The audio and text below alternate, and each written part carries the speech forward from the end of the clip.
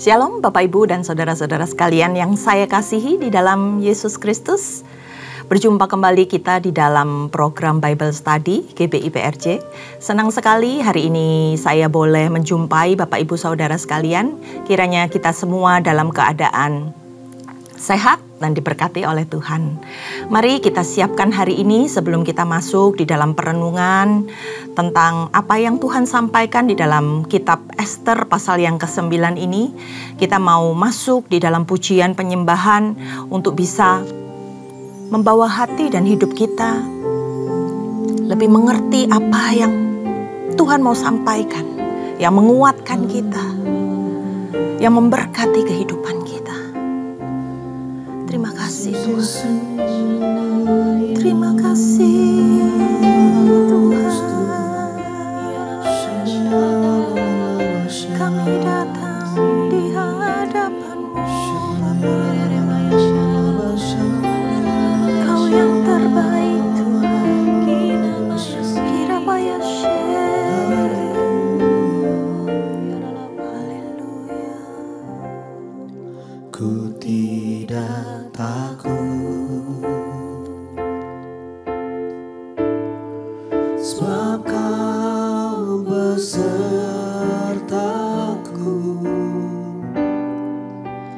Ku tidak bimbang,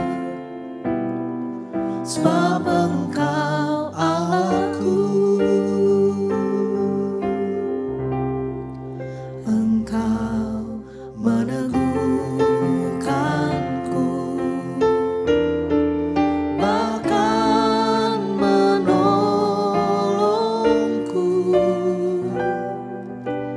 Kau batu karangku, Yesus Tuhan.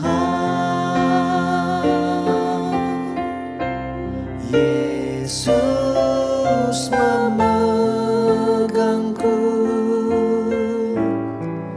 dengan tangan kanan-Mu.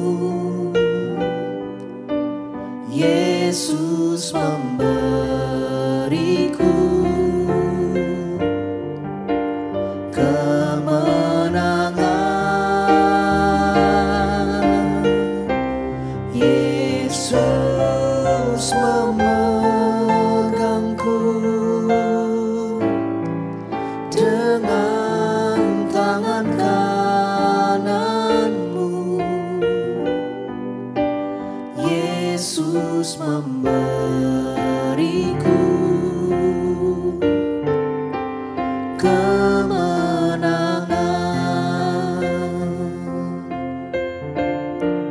Ku tidak takut, sebab Kau besertaku.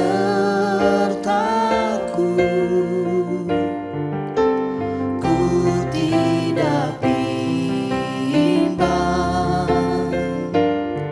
sebab Engkau Allahku. Engkau meneguhkanku,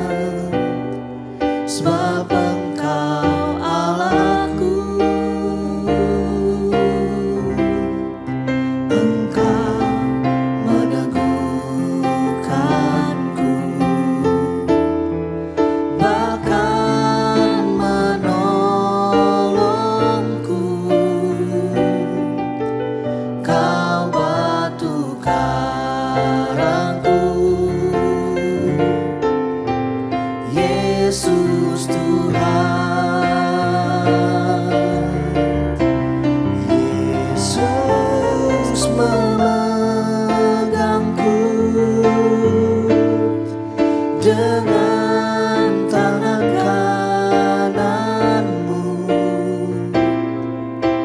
Yesus memberiku kemenangan. Yesus memegangku dengan tangan kananmu. Yesus memberiku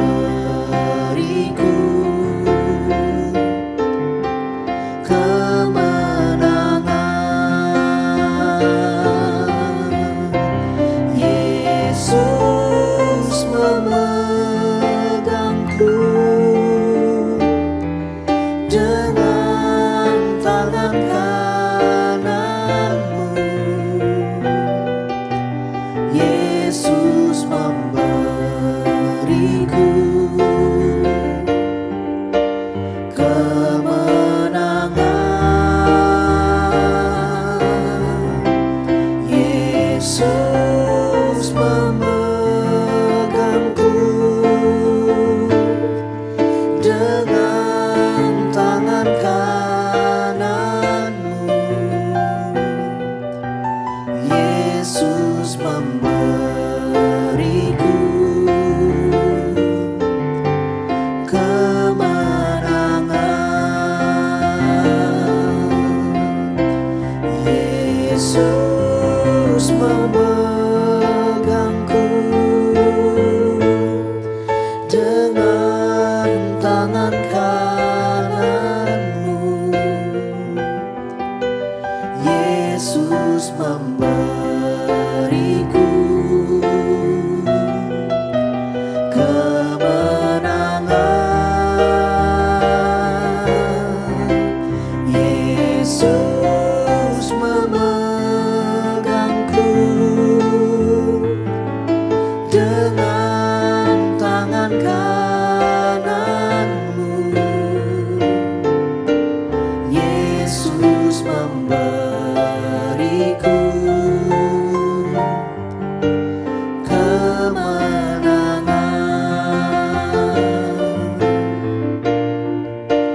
Yesus memberiku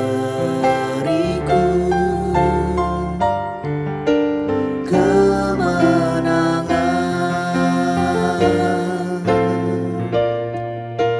Yesus memberiku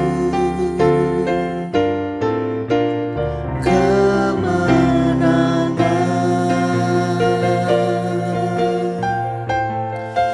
Yesus memberi kami kemenangan. Senyawa yang beri kemenangan kami berasal dari Tuhan.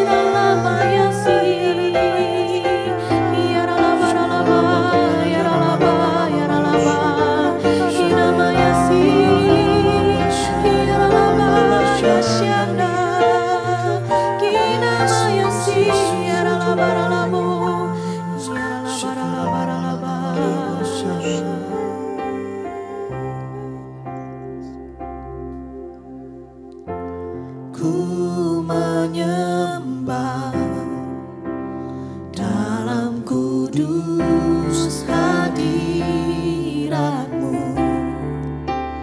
Hampiri tata kasih karunia-Mu Bapa.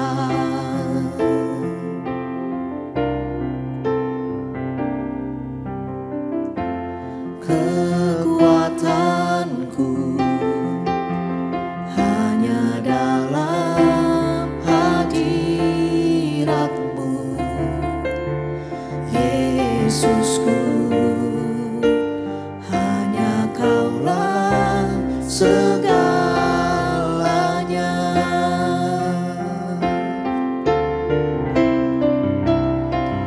Ku yakin Kau hadir di sini, ku rasakan kuasa yang tak terbatas. Ku yakin Kau nyata di sini, kemenangan terjadi di sini. Ku yakin Kau hadir di sini, ku rasakan kuasa yang tak terbatas. Ku yakin Kau nyata di sini, kemenangan terjadi di sini.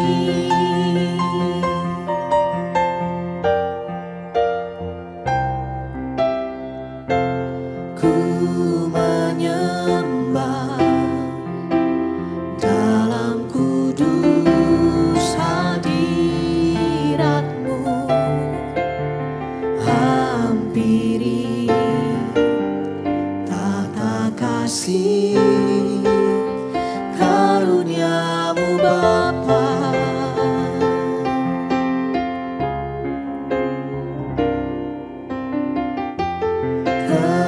Kekuatanku hanya dalam hadirat-Mu, Yesusku, hanya Kaulah segalanya.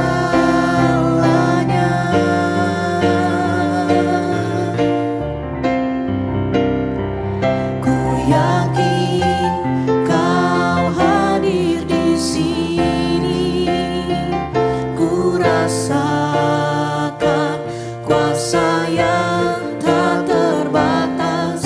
Ku yakin Kau nyata di sini, kemenangan terjadi di sini.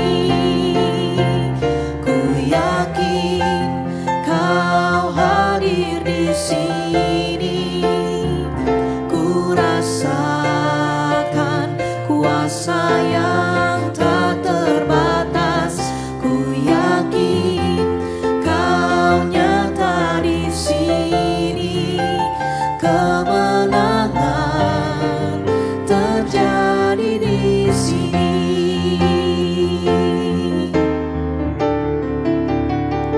Ku yakin Kau hadir di sini, ku rasakan kuasa yang tak terbatas.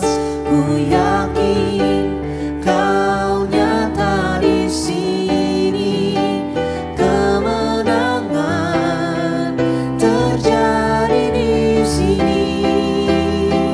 Ku yakin Kau hadir di sini, ku rasakan kuasa yang tak terbatas. Ku yakin Kau nyata di sini, kemenangan terjadi di sini, kemenangan terjadi di sini, kemenangan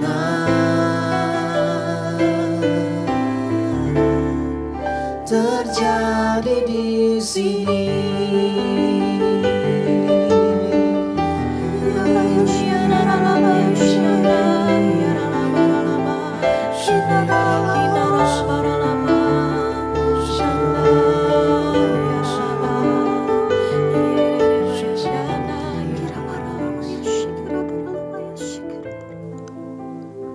Hidup kami ini milik-Mu Tuhan. Ajari kami untuk kami tetap berpegang teguh akan segala aturan-aturan-Mu di dalam hidup kami ya Bapa. supaya kami tidak menyimpang ke kanan dan ke kiri. Dan kami percaya Tuhan, saat kami melakukan dengan benar Tuhan, segala sesuatu yang Kau mau, Engkau akan menyediakan kemenangan bagi setiap kami ya Bapa. Iring ya Tuhan setiap kami ya Tuhan, pimpin setiap kami ya Bapa, jangan pernah lepaskan setiap kami. Pegang erat tangan kami ya Bapa, supaya kami bisa menggenapi segala sesuatu yang Kau kehendaki di dalam kehidupan kami. Maka berbicaralah Tuhan atas setiap kami hari ini. Kami mau mendengarkan, kami mau meresponi, dan kami mau melakukan apa yang menjadi perintah Tuhan di dalam kehidupan kami. Hanya di dalam nama Tuhan Yesus setiap yang percaya katakan amin. Oke, saudara-saudara, mari kita siapkan Alkitab kita. Hari ini kita akan membahas tentang Ester 9 dengan 2 perikop. Nah, seperti yang tadi sebelumnya kita di dalam pujian penyembahan dikatakan ada kemenangan yang terjadi. Kalau dari perikopnya dikatakan tindakan orang Yahudi terhadap musuhnya. Nah, kemarin di pasal yang ke-8 kita sudah melihat bagaimana Tuhan bekerja. Nah, eksekusinya di pasal yang ke-9 ini saudara-saudara. Kalau kita melihat secara keseluruhan dari kitab Ester, ini memperlihatkan apa? Dikatakan memperlihatkan providensia, pemeliharaan Allah atas umat, atas bangsa pilihannya. Nah, kalau kita perhatikan dari keseluruhan kitab Ester ini ada 10 pasal saudara-saudara, di mana ayat 1 sampai 5 itu menceritakan tentang masalah krisis yang dihadapi oleh orang-orang Yahudi yang ada di dalam kerajaan Persia. Mereka, sebagian orang-orang ini memutuskan untuk tetap tinggal di Babel dan tidak kembali saat Yerusalem itu sudah dibuka, saudara-saudara. Jadi mereka ini adalah orang-orang yang memang sengaja tinggal di Babel. Nah, kalau pasal yang ke-6 sampai yang ke-10 itu mengisahkan bagaimana ketika krisis tersebut, ketika suatu masalah tersebut berhasil untuk dikendalikan dan diselesaikan. Dan tentu saja dengan kemenangan atas bangsa Yahudi. Pada pasal yang ke-5 kita melihat keadaan yang pelik sekali menuju kepada kebinasaan. Tapi dimulai di pasal yang ke-6, keadaan bisa berubah secara tiba-tiba. Keadaan menjadi sebaliknya, di mana Allah itu bertindak untuk menolong umatnya, bangsa Israel yang ada di kerajaan Persia tersebut. Umat Allah dibebaskan dan diselamatkan, bahkan diizinkan untuk menuntut pembalasan. Nah, kita lihat di dalam Mazmur 121 ayat yang keempat dikatakan, sesungguhnya tidak terlelap dan tidak tertidur penjaga Israel. Amin saudara-saudara, demikian juga di dalam kehidupan kita. Allah tidak pernah terlelap dan Allah tidak pernah tertidur. Pertolongan Tuhan pasti tepat pada waktunya. Nah, kita mari sama-sama kita masuk di dalam pembacaan ayat firman Tuhan dari Ester 9 ayatnya yang pertama. Dalam bulan yang ke-12, yakni bulan Adar, pada hari yang ke-13, ketika titah serta undang-undang raja akan dilaksanakan, pada hari musuh-musuh orang Yahudi berharap mengalahkan orang Yahudi, terjadilah yang sebaliknya dikatakan. Orang-orang Yahudi mengalahkan pembenci-pembenci mereka. Maka berkumpullah orang Yahudi di dalam kota-kotanya di seluruh daerah Raja Ahasiweros untuk membunuh orang yang berikhtiar mencelakakan mereka.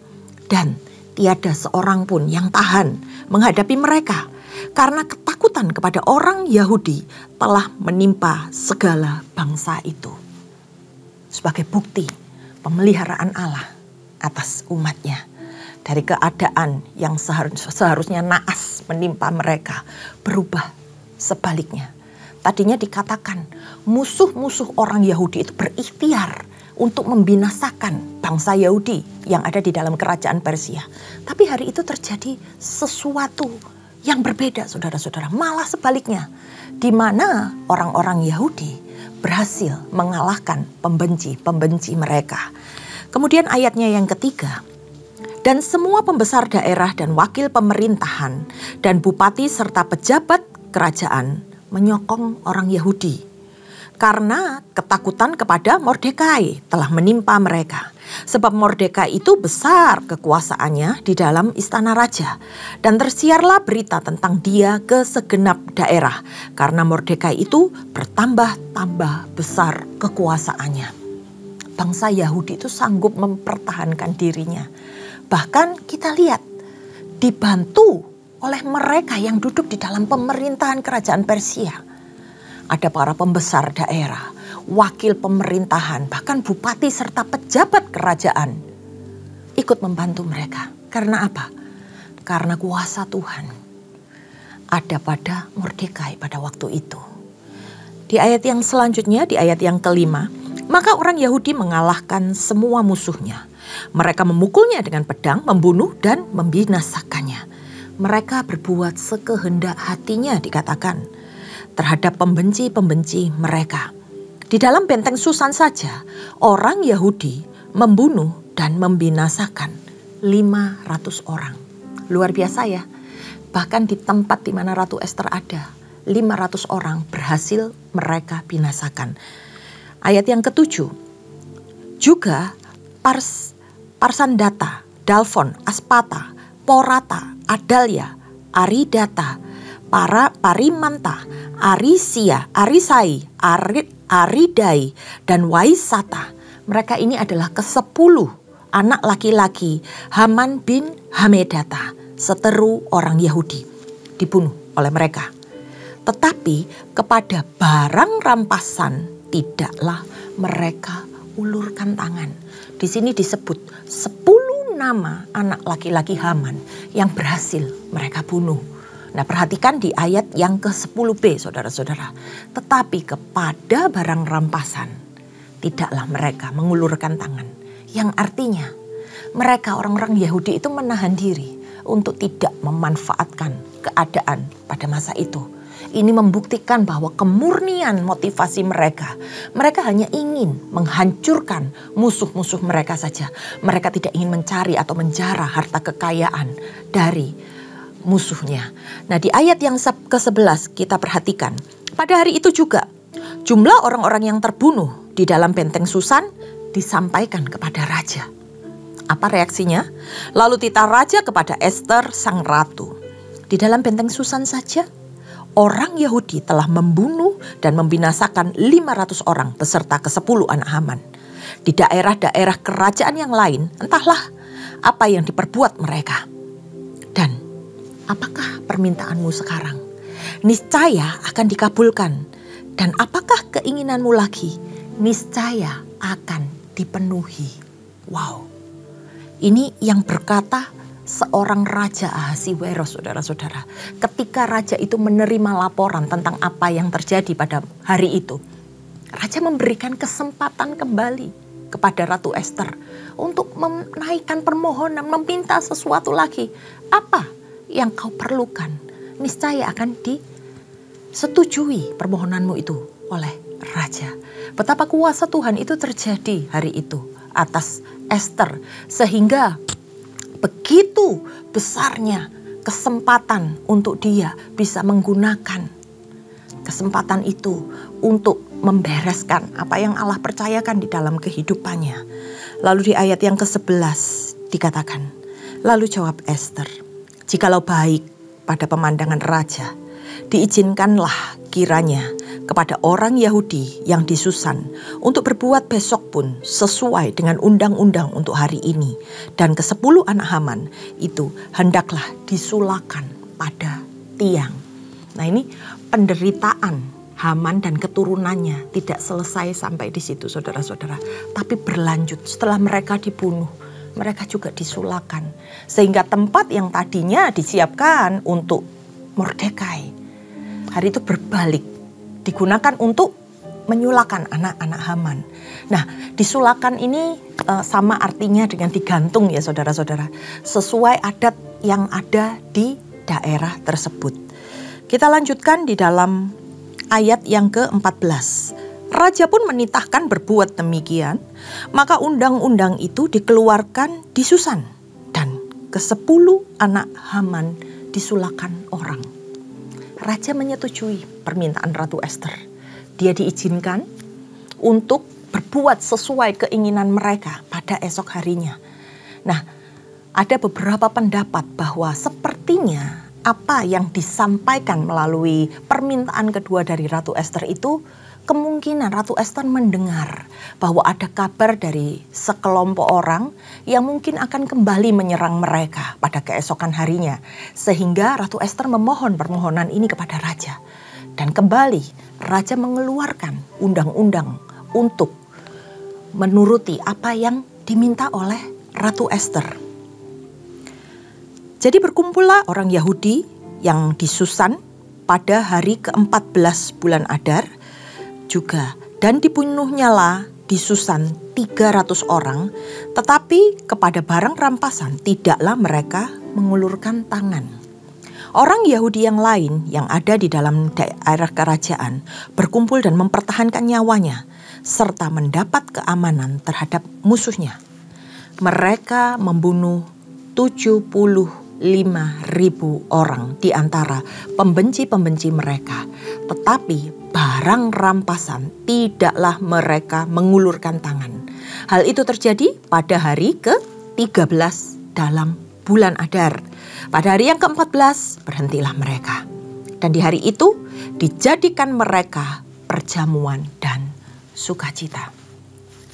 Pada keesokan harinya, yaitu hari yang ke-14, dalam benteng Susan sendiri terbunuh 300 orang lagi. Belum di daerah-daerah lainnya. Beberapa kali disebutkan mereka tidak mengulurkan tangan kepada barang rampasannya. Terlihat jelas bahwa saat itu mereka berperang hanya untuk mempertahankan kehidupan mereka. Bukan untuk mencari keuntungan lain atau bahkan kekayaan dari pihak musuh mereka. Nah, di ayat yang ke-18, akan tetapi orang Yahudi yang di Susan berkumpul baik pada hari yang ke-13, baik pada hari yang ke-14 dalam bulan itu. Lalu berhentilah mereka pada hari itu yang ke-15, dan hari itu dijadikan mereka hari perjamuan dan sukacita. Oleh sebab itu, orang Yahudi yang di pedusunan, yakni yang diam di perkampungan, merayakan hari yang ke-14 bulan Adar itu sebagai hari sukacita dan hari perjamuan, dan sebagai hari gembira untuk antar mengantar makanan. Jadi mereka berperang melawan musuhnya itu selama 2 hari. Setelah itu pada hari berikutnya mereka melakukan perjamuan sukacita. Dan mereka berbagi kepada orang-orang yang dikatakan kurang beruntung pada masa itu. Nah, kemudian di perikop berikutnya, bagaimana saat mereka bersukacita itu ditetapkan sebagai hari raya bagi umat Israel yang diperingati bahkan sampai hari ini. Perikopnya adalah penetapan hari raya Purim.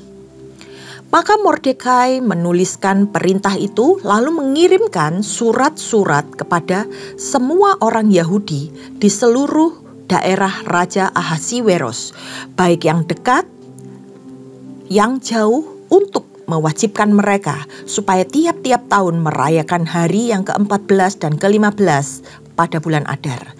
Karena pada hari-hari itulah orang Yahudi mendapat keamanan terhadap musuhnya, dan dalam bulan itulah duka cita mereka berubah menjadi sukacita, dan hari perkabungan menjadi hari gembira. Dan supaya menjadikan hari-hari itu hari perjamuan dan sukacita, dan hari untuk antar mengantar makanan, dan untuk bersedekah pada orang-orang miskin. Nah, pasal ini menceritakan bahwa ditetapkannya hari raya Purim sebagai suatu hari raya yang harus diperingati oleh orang-orang Yahudi sampai hari ini. Nah, pada saat itu Mordekai menulis surat kepada semua orang Yahudi yang ada di sana sebagai aturan supaya mereka tiap-tiap tahunnya mengingat hari tersebut. Mereka bisa mengucap syukur atas kemenangan yang sudah Tuhan sediakan di dalam kehidupan mereka. Dan bagaimana mereka bersyukur adalah dengan membagikan setiap makanan kepada orang-orang yang membutuhkan, kepada mereka yang berkekurangan. Hal itu dilakukan secara terus-menerus setiap tahunnya. Sesungguhnya Haman bin Hammedata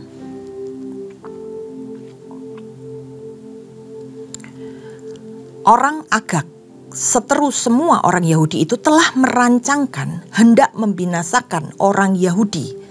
Dan dia pun telah membuang pur, yakni undi, untuk menghancurkan dan membinasakan mereka.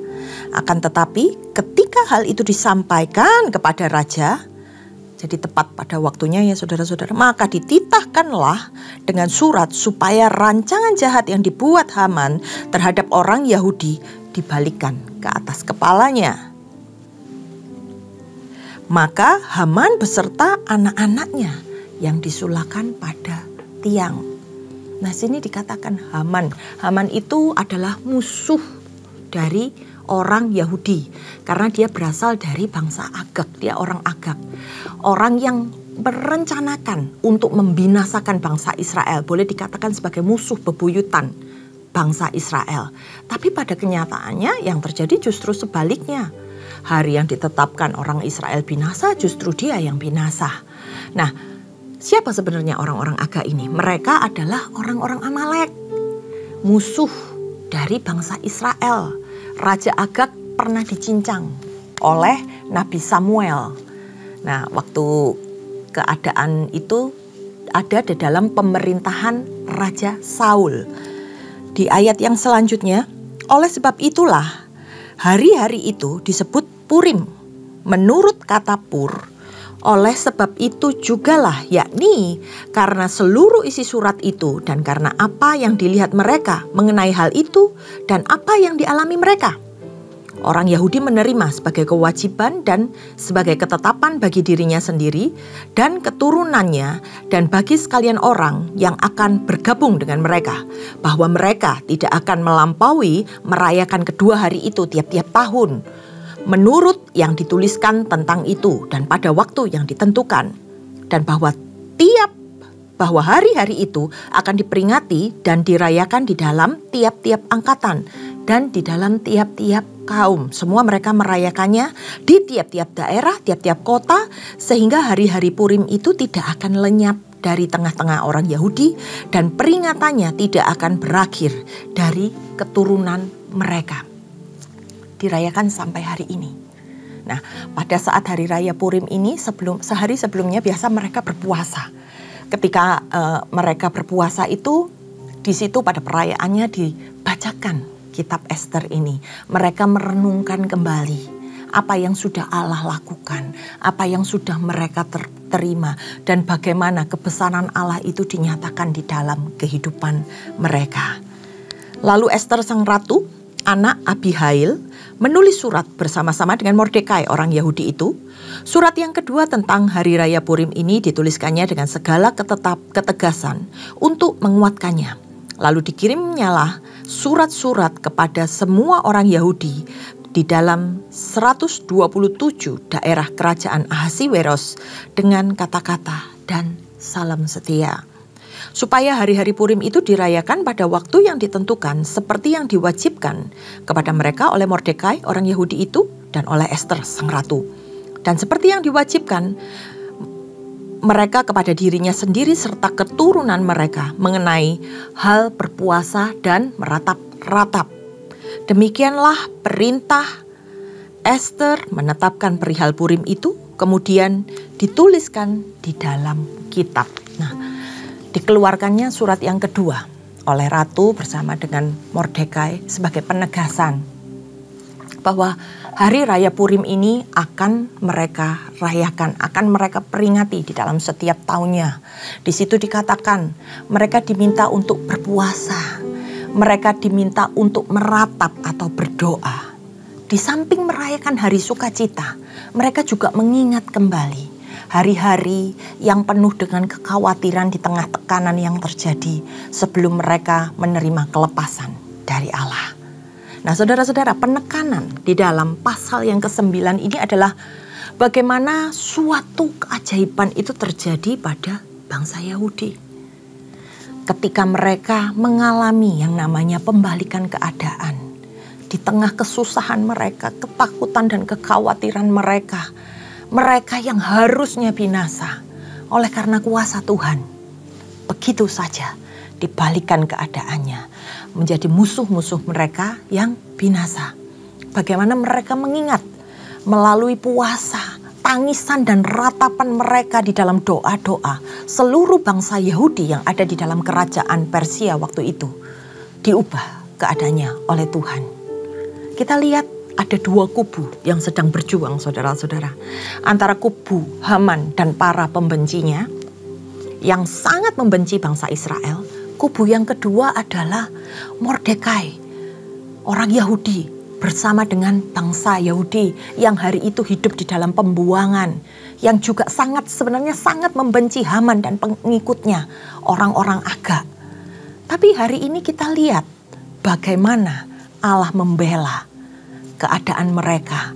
Diresponi dengan antusias oleh raja, permintaan dari Ratu Ester. Sehingga raja menanyakan kembali, apa-apa saja yang ratu inginkan. Dan kembali diresponi permintaan ratu tersebut untuk membinasakan bahkan secara tuntas setiap orang-orang yang membenci bangsa dari keturunan Ratu Ester ini. Nah, di sini Ester benar-benar dipercaya oleh Tuhan, dipakai oleh Tuhan untuk menyelesaikan suatu perkara. Dia sanggup menyelesaikannya sampai selesai. Allah sudah memilih Ester untuk perpanjangan tangannya. Dan kita melihat bagaimana saat ketaatan Ester, kesetiaannya mengikut Tuhan, ketulusan hatinya ketika dia mau merendahkan hati di hadapan Tuhan, diresponi dengan hal yang luar biasa. Sekalipun dia tidak bekerja sendiri, ada Mordekai yang mendukung. Bahkan seluruh bangsa Israel yang ada di kerajaan Persia pada waktu itu, mereka meratap kepada Tuhan, mereka berdoa kepada Tuhan. Seberapa mustahil keadaannya, Tuhan pulihkan.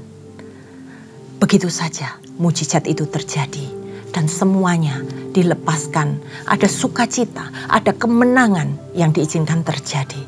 Demikian juga dengan kehidupan hari ini. Mungkin kita sedang mengalami suatu permasalahan yang begitu berat. Saat kita melibatkan Tuhan, Tuhan sanggup membalikan keadaan itu dalam kehidupan kita.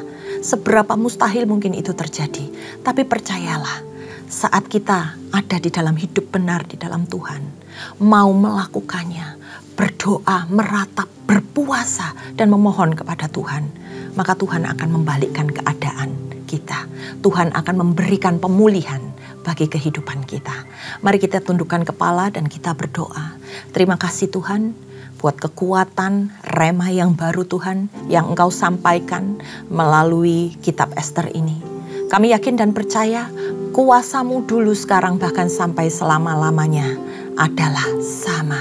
Apa yang bisa terjadi pada Ester dan bangsa Israel juga dapat terjadi di dalam kehidupan kami ya Bapa. Izinkan kami ya Tuhan untuk bukan hanya mendengar, tetapi kami melakukannya, kami mengimaninya dengan segenap hati kami. Supaya segala sesuatu yang kami lakukan tepat seperti apa yang Allah ingini, dan kehidupan kami dipulihkan, diberi kemenangan oleh Tuhan sesuai dengan porsi yang harus kami terima. Terima kasih ya Tuhan, kami serahkan seluruhnya kehidupan kami hanya di dalam nama Tuhan Yesus. Setiap yang percaya katakan amin. Terima kasih telah mengikuti Bible Study hari ini dan Tuhan Yesus memberkati.